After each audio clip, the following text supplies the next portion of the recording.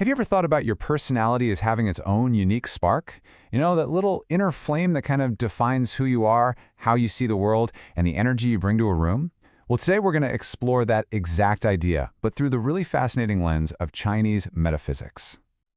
So let's just dive right into this. I mean, seriously, what if your core essence, the real you, could be described as a specific type of fire?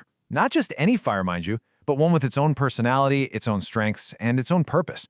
This is the whole idea behind what's called the Ding Fire Daymaster in Bazi, which is this ancient system that basically creates a personality blueprint from your birth info. Okay, so let's get properly introduced. We're talking about Ding Fire, and it's not just an element. In Bazi, it's seen as this guiding, illuminating force.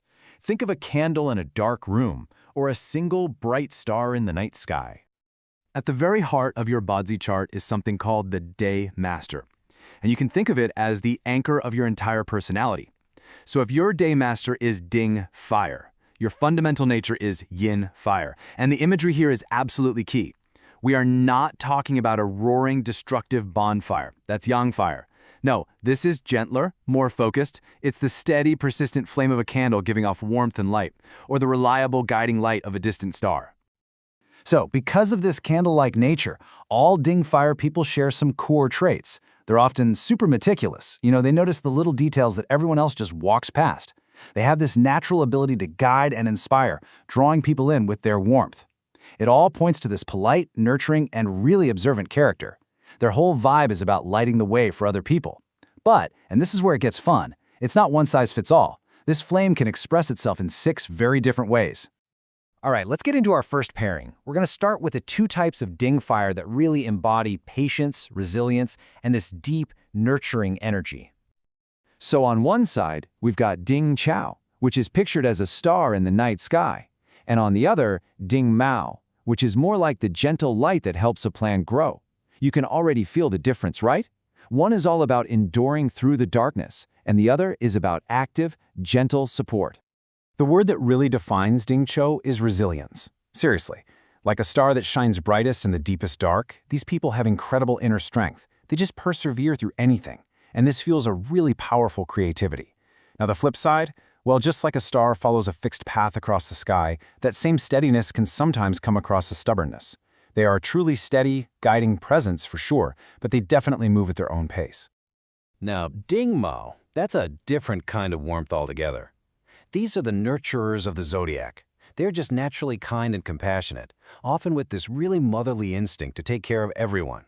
And this is paired with a super sharp intellect and a genuine love of learning. Their whole purpose is supporting the growth of people and ideas, but being so open can also make them a bit more sensitive, a little more emotionally vulnerable. All right, time to shift gears. Next up, we're looking at 2 much more intense and dynamic expressions of Ding Fire. These are the flames that burn with a powerful, creative, and, well, sometimes explosive energy. And just look at the contrast here. Ding Si is the glow of a volcano. It's right there, it's powerful, and you absolutely cannot ignore it. Ding Wei, on the other hand, is like hidden embers. The creative heat is there for sure, but it's contained, it's internal, and it's way more subtle. One erupts, the other smolders.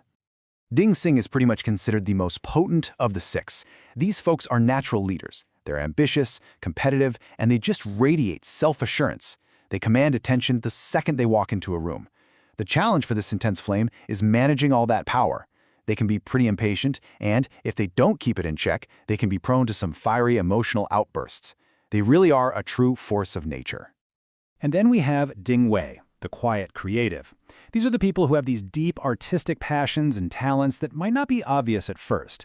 They're gentle, thoughtful, and introspective, and they much prefer to work their magic behind the scenes instead of being in the spotlight. But don't ever mistake their quiet nature for a lack of fire. There's a surprising amount of creative depth burning within.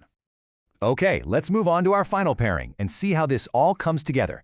These last 2 types of Ding Fire are all about precision, wisdom, and this powerful sense of duty and, well, nobility. So here you have Ding Yu, the fire of the master smith, meticulously forging value out of raw material. And right beside it, Ding Hai, the noble lighthouse, standing tall to guide ships safely through treacherous waters. One is all about creating tangible value.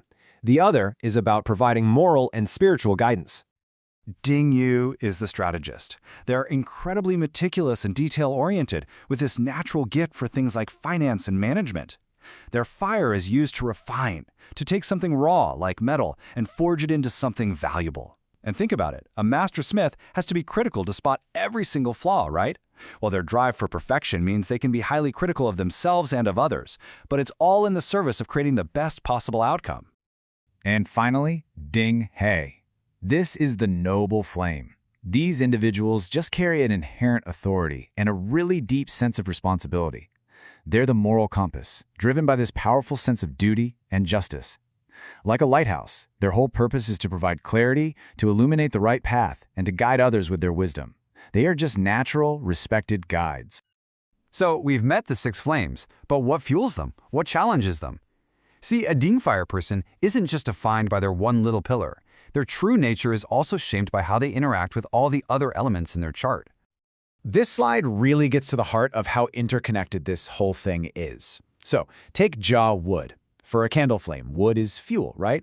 It makes the Ding fire stronger, more stable. Then you've got Gang metal. That represents what the flame works on.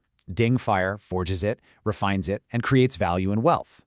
But then there's Ren water. This is the element of control. Yeah, it can totally extinguish a weak flame, but for a strong one, it can combine with it to create this brilliant reflective light. It's all about balance. And that really brings us right back to the main idea.